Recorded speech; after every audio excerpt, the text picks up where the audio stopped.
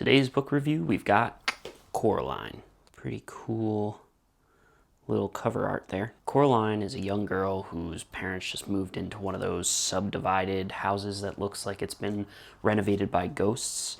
Her dad is completely unaware, too busy with work. Her mom is always too busy with errands that somehow never involve her. And while I hope this parenting style doesn't reflect your life, I'd be naive to think that a lot of people don't relate to this detached family vibe. But for Coraline, it leads to one thing. She starts exploring until it literally leads her to a brick wall. I mean, literally, when she's exploring her new apartment and opens a door, it literally leads to a brick wall. The upstairs neighbor are two weird retired actresses who read tea leaves, and the downstairs neighbor is a strange man who runs a mouse circus. Like, did her parents even Google this place before signing the lease? Or they were like, nope, we're good with the mouse Cirque du Soleil downstairs. And when she goes to bed at night, every creak and house noise she hears starts to creep into her dreams.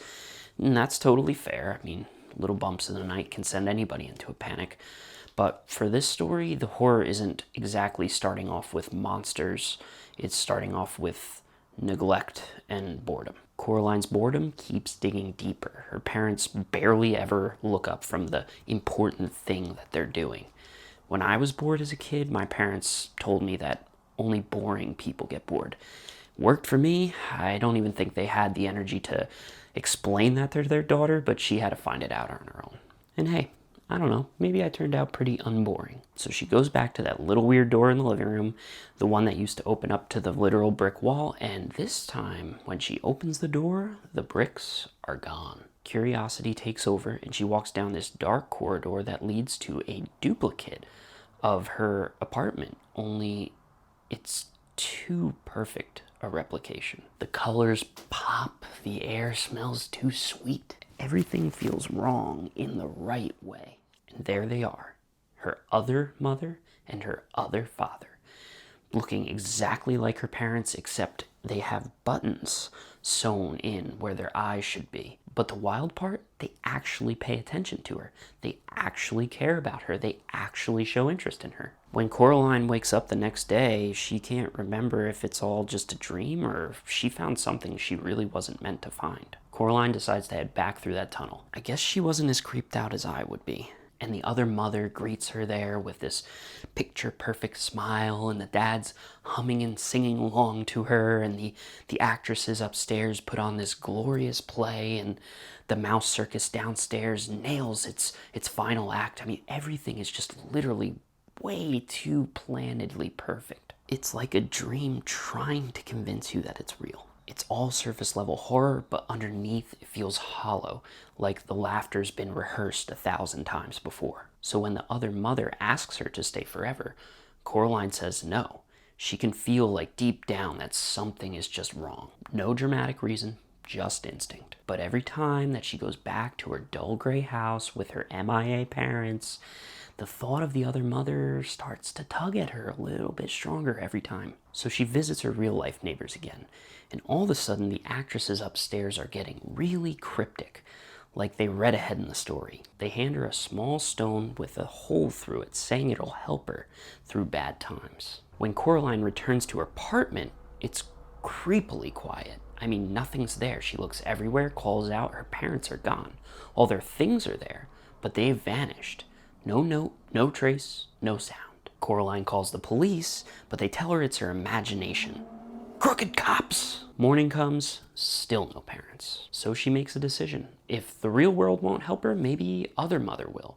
So she makes her way over to the other apartment to see if maybe that's where her parents have gone. This time, though, the passageway to the other home is not the same. It feels darker, damper by the time she gets over there. Even the light feels like it doesn't want to follow her. The other world doesn't seem so bright either. The colors feel drained, desaturated. But the other mother, not a hiccup there. She's just looking the same perfect smile, same perfect way she was before. Just those button eyes. And Coraline gets straight to the point. Where are my parents? And the other mother keeps it straight right back. She goes, well, they're here, but I will only let you see them if you agree to stay forever. And Coraline just says, no. And that's when the mask slips. The other mother grows tall and sharp, like her bones are remembering what her body actually is supposed to be. She morphs, and even the other father starts to look scared. Then she locks Coraline behind a mirror. And no, this isn't some Mirror World or Doctor Strange crossover. It's dark, it's cold, and Coraline realizes she's not alone. There's other voices trapped here inside with her. Neil Gaiman is done with the warm-up at this point. The whimsy's gone, the gloves are off. This isn't just an eerie little bedtime story for kids anymore. It's full-blown horror. The ghost kid voices tell their side of the story. Turns out Other Mother eventually did convince them to trade their eyes for buttons. Now they're stuck in the mirror world, hollow and fading, so they ask Coraline if she can find their real eyes and save them and set them free. I gotta be honest, searching for a jar of eyeballs does not sound like my kind of fun, unless you happen to be Shrek. The Other Mother eventually lets her out, acting like nothing happened. But Coraline can see the sky's graying, almost looks like it's peeling. This other world is falling apart. And that's when she figures it out. This whole place, it runs on her attention. The more she fears, the more she believes, the stronger Other Mother gets. The Other Mother offers Coraline a deal with the devil. If she can find the children's eyes and her parents' souls somewhere in the apartment, everyone goes free. But if she doesn't, then she's got to grab a needle and thread and sew on her own button eyes herself. Luckily, Coraline's got a secret weapon, the stone with a hole through it that her neighbors gave her. When she looks through the hole, everything that's not real turns gray. So she gets started on her mission, Dark Souls style. No weapons, no armor, no save points. First through a haunted theater, then through an altercation with Other Father, who transforms into this mantis-like beast, and then finally a snow globe.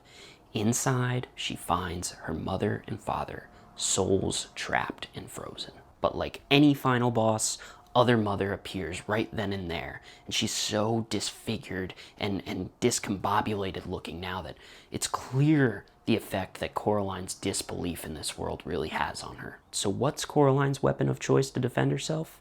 A cat. Yes, a small, fluffy animal. She throws it straight at the Other Mother, and it claws out her button eyes. Coraline doesn't waste a moment. She grabs the snow globe, she books it through the corridor, slams the door, and locks it from the other side. She's wiped, absolutely done. She falls asleep with the snow globe on her chest like it's her emotional support snow globe. And when she wakes up, boom, the snow globe is empty. And when she goes downstairs, her parents are back, like everything's normal.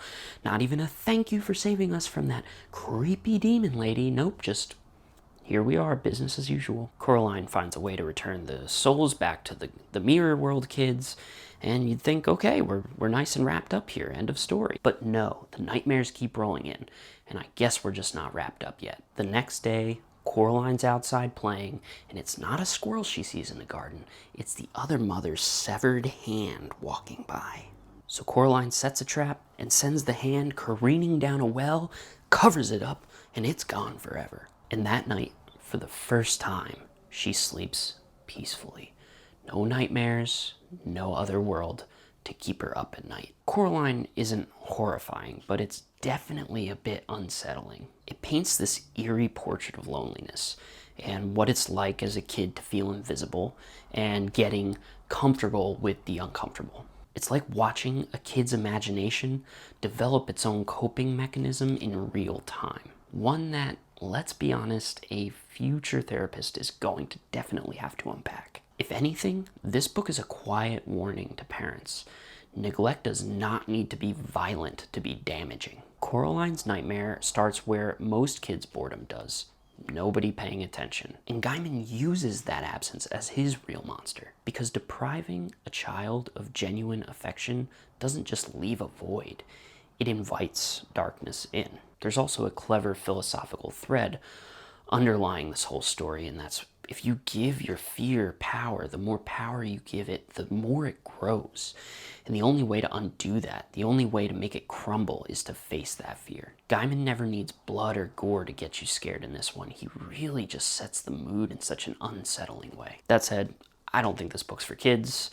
It's pure nightmare fuel wrapped in a fairy tale. I've never seen the movie, but if the movie takes anything from this book as literally as I did, I'd double down on that stance and never let my kids watch that movie. My only real gripe? How quickly it all ends. It just kind of seems a little too neat. And the parents remain just as detached as before. But maybe that's the point. Maybe not every monster gets defeated. Oh, Coraline. Where do I rate you? I'm going to go with a 5.83. Yeah, I just, 5's still above average. It's still above average, but I can't give it much higher than that. It set out what it wanted to do. It set up what it wanted to accomplish. I think it dives into the true horror of absentee parenting. It wraps it nicely in this kind of haunted fairy tale, and, it made it entertaining, but I wouldn't be like jumping up and down to read it again anytime soon. I think maybe one day we'll check out the movie, see what that's like. But what about you? Coraline, have you seen it? Have you read it? Have you done both? Let me know in the comments. And if you really enjoyed this review, hit that like button, smash subscribe. I'd love you to come back for more reviews. And I gotta say, as I always say, a chapter a day keeps the brain rot away. Take it easy, y'all. Have a good Halloween.